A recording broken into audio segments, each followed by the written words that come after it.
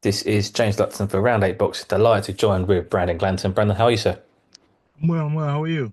Very good, thank you. Very good. I'm going to start off with one of your former sparring partners before I come on to your big fight that's coming up. And that is somebody who's got a big fight himself in Artur Beterbiev. He's got a rematch against Dmitry Bivol. First of all, what was it like to share rounds with Artur Beterbiev? Oof. Um, rough, rough. It was it was definitely a learning experience. So I appreciate the rounds because um, Beterbiev helped turn me into what I am today. So I learned a lot from that.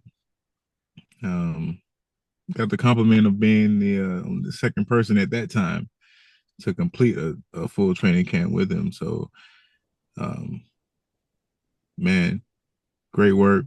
Loved it. Haven't been invited back because it was rough for him as well. But good opportunity there.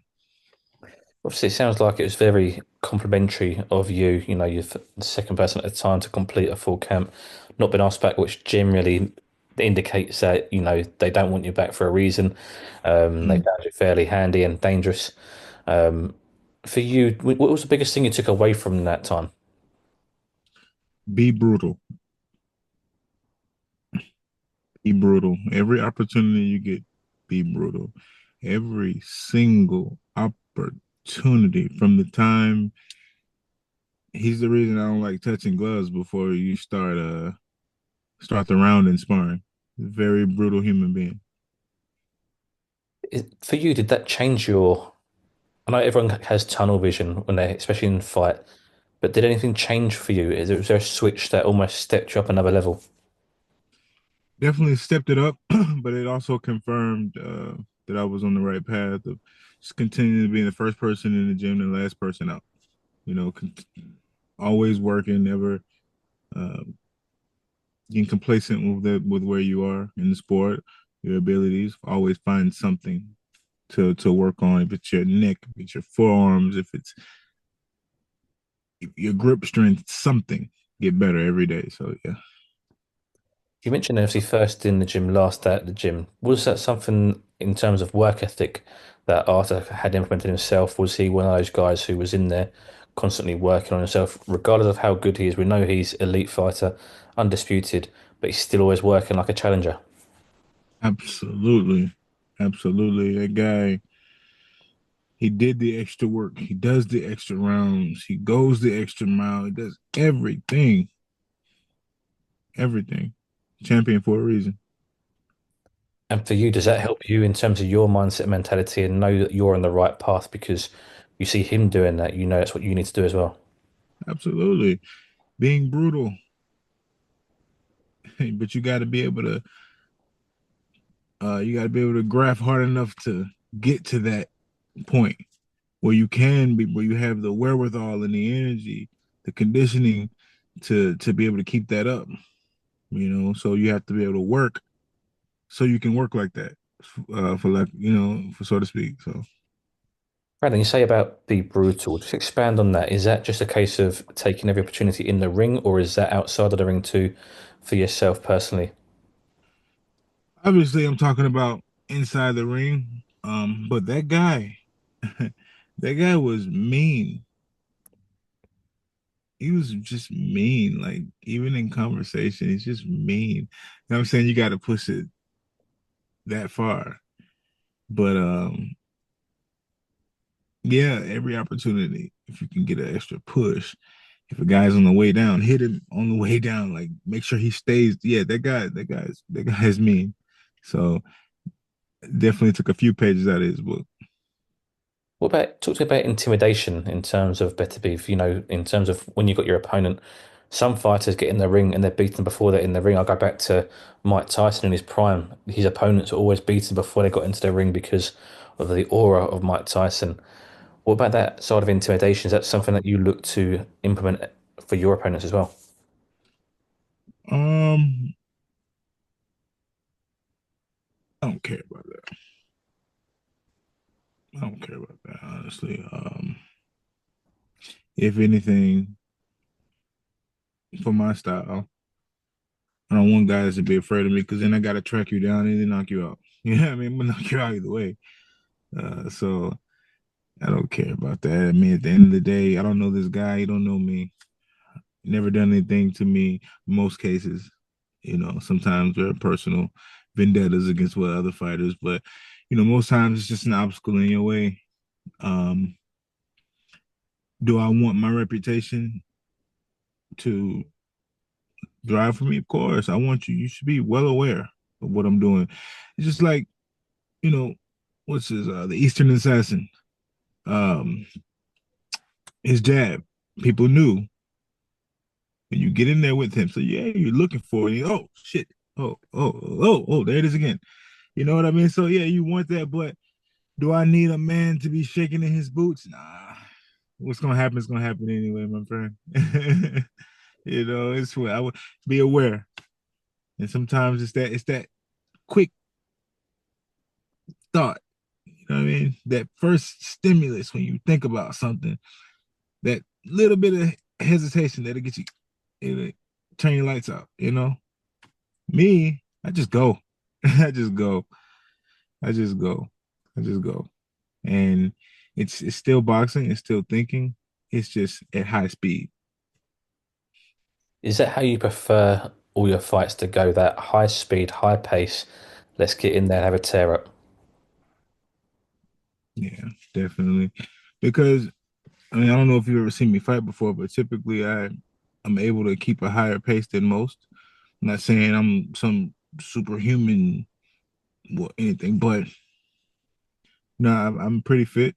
Um, I'm able to push the pace, push the envelope. It's been sometimes I'll come back to the corner like, yeah, I know I lost the round, I know, but look at that guy. Oh, I'm gonna go do it again. Oh, I lost the round again. Look at. Oh, look, I just knocked him out. You know what I mean? I live here. I live in this comfortable zone. I live in this, you know what I mean? I know what my body's can do. I know how far I can push it. Maybe I'll make some mistake because I mean it's no secret. I'm not the world's best, you know, agile, boxing on the outside, pretty box. That's not me. But I can fight and I'm vicious and I'm in shape. So, you know, You certainly sound like you use your assets to your advantage. You know what you do well, you know what you don't do well. But what's quite interesting is you seem very self-aware. You say there sometimes go back to corner. Yeah, I lost that round, but listen, it's a marathon, not a sprint. yeah. Yeah. You don't get what do I get out of lying to myself? What do I get from that? I don't get anything from that. When somebody says, that's why you got hurt.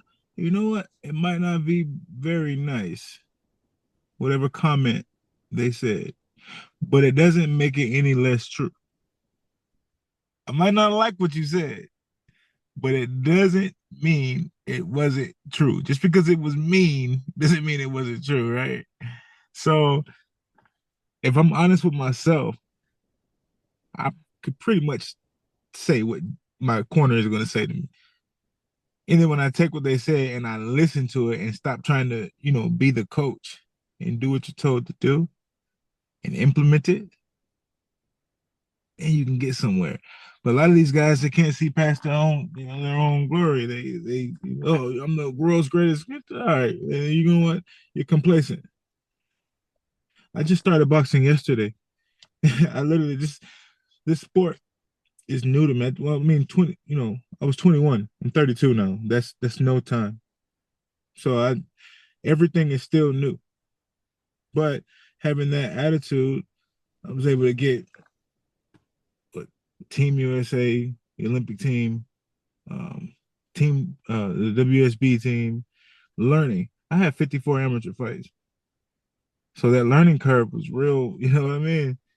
Because being able to be honest, being able to tell the truth, being able to put the hard work in place. So And you you don't mentioned get there by lying to yourself. Oh, I just knocked out a 0 and 50. I'm the greatest work. Okay. Talking about your mindset, your mentality, because I mean, it's very clear to see there, you mentioned about your amateur career, and it's not like it was at, national level. You was Oh no, it amongst, was. No, I won a few nationals. but No, I but definitely you won. went, you went past that too. You mentioned the WSB, Team Mhm. USA. In a short space of time, like I mentioned, 54 fights. These are good Mhm. level amateur fights that you're well experienced in this sport. Um, Oh, yeah. just talked about your mentality and the moving quick, I suppose, through your amateur career. I started late. I was a collegiate football player and historically football player. I was a collegiate American football player. Sorry, I know a lot of this will be seen in the UK, so my apologies. American football. And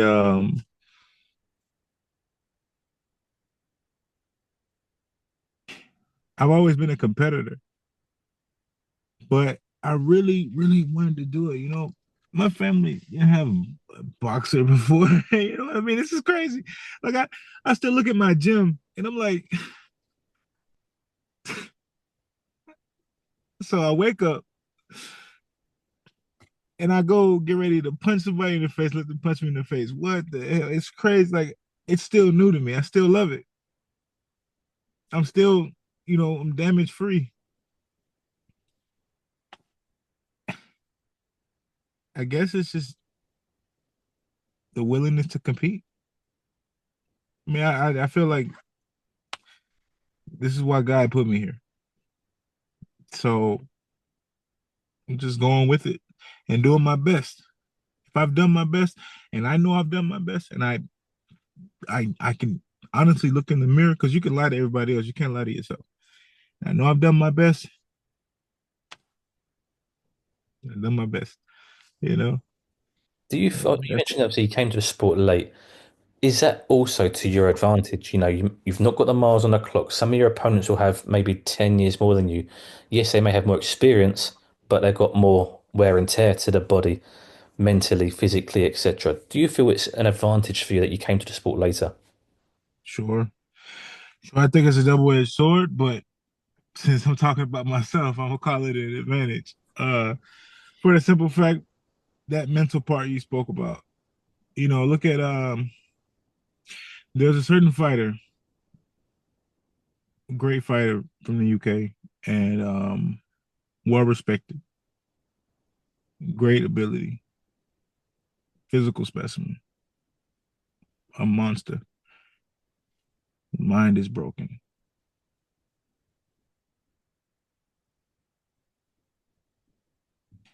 He didn't do at the end of what myself and the world wanted them to do. Done a lot of great things. This, you switch over to another great fighter from the UK. I mean, from Ukraine. Multiple divisions, multiple undisputeds. This, this right here. It all comes down to this. Yes, you gotta train, you gotta put the time in, but this right here is so when those fighters who have years in, you've been doing this since you were 6 years old, and now you're 21, you've been world champion, and now you're working on your fifth world title, and you're like, yeah, coach, hey, keep your hand up, son. Shut up. I'm gonna show you why and then they get knocked out. Whereas myself, keep your hand up. Okay. Do this. Okay. Look left. Okay. You know what I mean? I don't know it all. I'm still learning. So I'm gonna take every lesson and study it twice. You know what I mean? So For you, I mean, you can spend hours in the gym, days, weeks, months, years in the gym. Mentioning the mental part. How do you, Brandon Glanton, train your mind? How do you train your mentality, your mindset? How do you get to where you are now through yourself? it sounds trivial, but I call it the 10,000 hour theory 10,000 times. You know how people tell you 10,000 hour theory is once you've done something for 10,000 hours, you're great at it. So if you take those 10,000 hours and you do it 10,000 times, you're fucking immaculate. So, And let's come on to your opponent. See a big fight for yourself coming up. Chris Billam Smith, mhm. bouncing back from defeat, him losing his world title as well. So we mentioned the mental side of it and mentality. He's coming off the biggest defeat of his career, losing his world title. How will he be heading into this fight? Because it could be one or two things. One, he could still be reeling from that defeat and still dwelling on that loss. Or two, he could be a completely new man, new fighter, new machine. For you, what do you have to do heading into this fight against Billy Smith?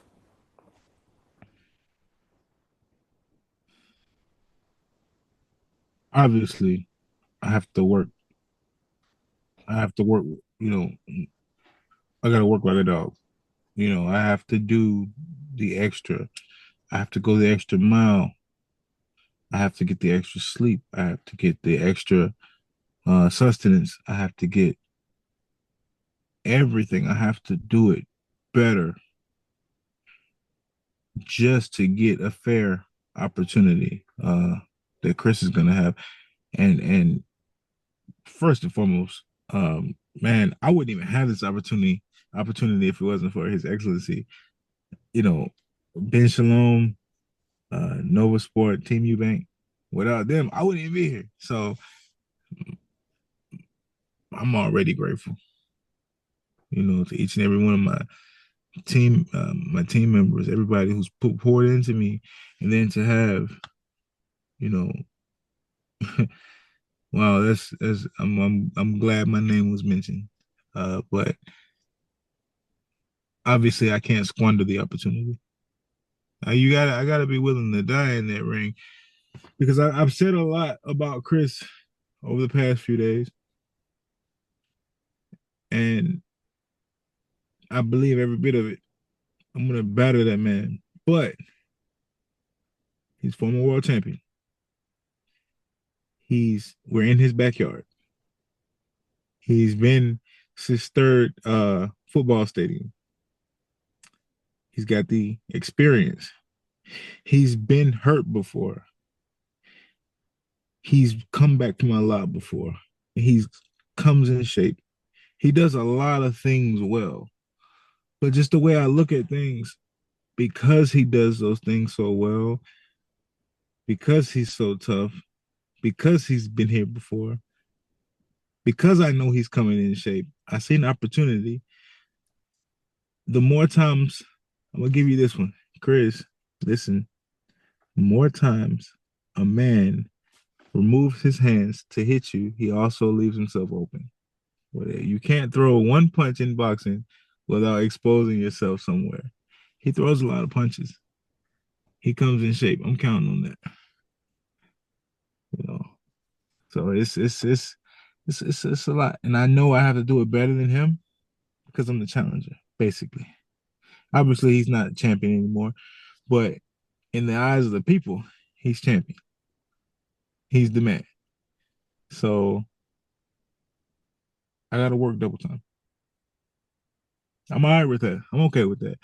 I'm the foreigner, you know. I'm the big, I'm the big loudmouth, ignorant American, right? But when people, for one, once they see me perform and then listen to me speak, they'll understand that I'm not that guy. I'm just, I'm just like him, I just, obviously, I'm confident. Obviously, I respect him in sport, um, but he's my opposition right now, and he ain't getting no shorts. Is what I call it. Plus, that guy, I can't let, I can't let a guy who looks like Dumb and Dumber beat me, man. It's crazy. Like, have you ever listen? Do you? He looks like the British John Cena. It's crazy. Like, you know what I mean? It's I can't get it. Like, his teeth are like Jesus Christ, but can't let a guy like that beat me. Get up there and smile. No, man. No, man. No, no. We gotta put on the show. So you put on the show. For you, Brandon, this fight, you're essentially one victory away from propelling yourself right into the world title mix. You know, I can see Let's how. not talk about that. Hmm? Let's not talk about that. Chris is a former world champion. Um, he's been there. He's done what I wanted to do. What I want to do. I owe him the respect to not talk about the fights after. I like that. I like that. Chris got my. He got my. You better believe you got my full attention. So I like that. Brandon, we'll leave it there. I want to thank you very much for your time. I wish you all the best of luck, and hopefully I'll see you there absolutely. Thank you so much for having me. anytime. Thank you.